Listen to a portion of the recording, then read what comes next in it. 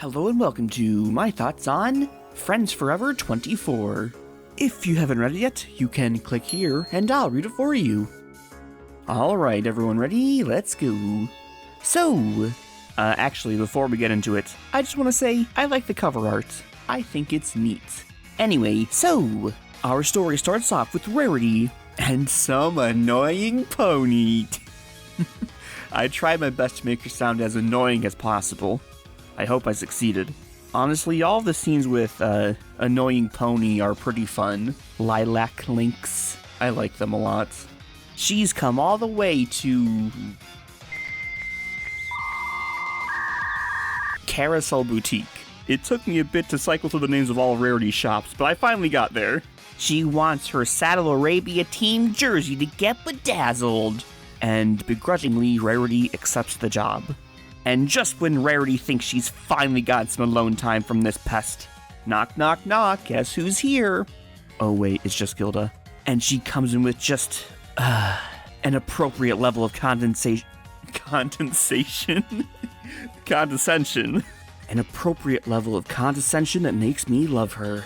But unfortunately, as soon as Gilda offers Rarity a chance at fame and fortune, Rarity stops returning the bitchy banter. Well, you know what they say, fun can't last forever, cause a story is happening. Let's move on. After an appropriate amount of packing, Rarity heads to Griffinstone to meet the team. We got Greta, we got Gertie, we got Gretchen, and we got Fire Gem. And we got Reinhardt, I forgot him. And I guess there's also this guy. He's there too, but no one cares about him. Gotta say, Griffins with names that don't start with G, blasphemy.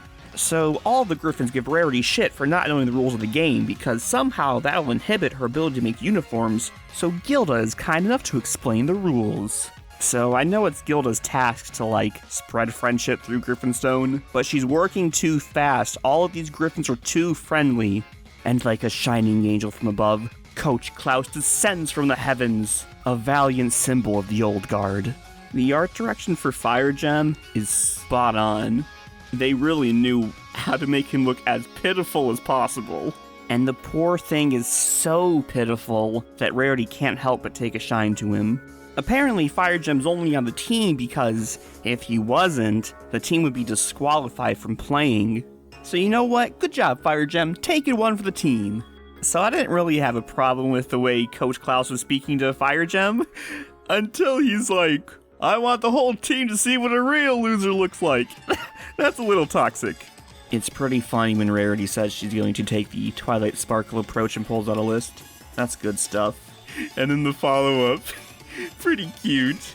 You're a Griffin who knows how to treat her friends at least a little bit well. Snuggle.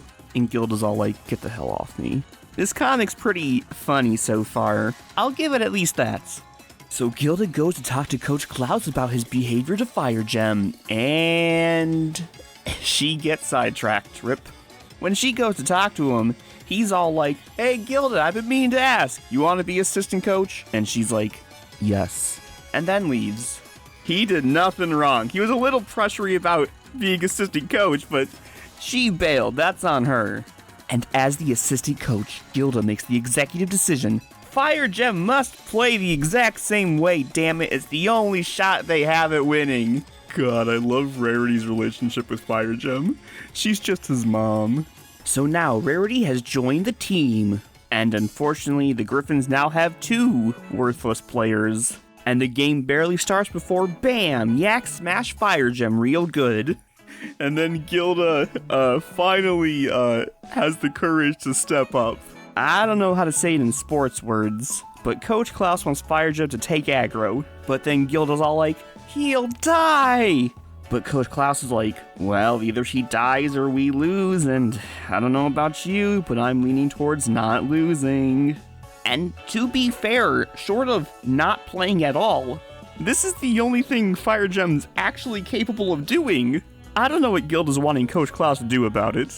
Even after Coach Klaus gets evicted from the game, Fire Gem's still like, oh, Gilda, don't kick me off the team. I still want to play. So, in the end, he's still face first and yak-ass with the ball in his claw. I'm not sure what the change in leadership was supposed to accomplish for the story. I guess the moral of the story is, even if something's true, you don't gotta be an asshole about it. That's fine if she doesn't like them, but if she knew how hard we worked to make our apples perfect, maybe she wouldn't be so mean about it. Doesn't feel so good, does it?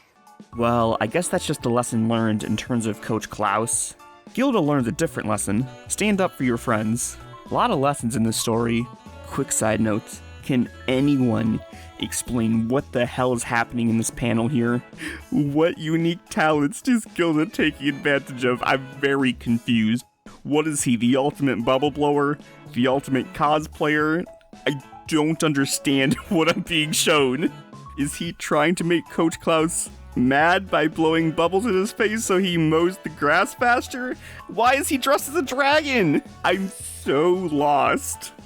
So, for the longest time, I couldn't quite think of why Rarity had to join the team in terms of, like, why the writer kicked Gertie off and chose this approach. Because it's not like Rarity accomplishes anything on the field except by contributing to their team's single point. Rarity's real impact is through her words, which could have just as easily been shared through the sidelines. She didn't have to arbitrarily join the team for that. The conclusion I came to was, perhaps the sight of Rarity putting herself in an uncomfortable situation for the sake of a friend would give Gilda just enough courage to stand up to Coach Klaus. So in that regard, the aspect of joining the team was a very important factor. So I guess Rarity was a worthwhile foil to Gilda, using her truth, Coach Klaus's far too harsh on Fire Gem, to confront Gilda's lie. Who am I to tell him how to run a team? It's a very simple plot. But then again, it is 15 minutes long, so can't judge it too hard. Overall, the comic was very amusing all throughout. Always love a good yak smash. What do you think yaks are? Barbarians? Rarity best mom, Lilac Link's carried, and Gilda, I like her attitude. Anyway, those are my thoughts. Let me know what you guys think in the comments, and until next time.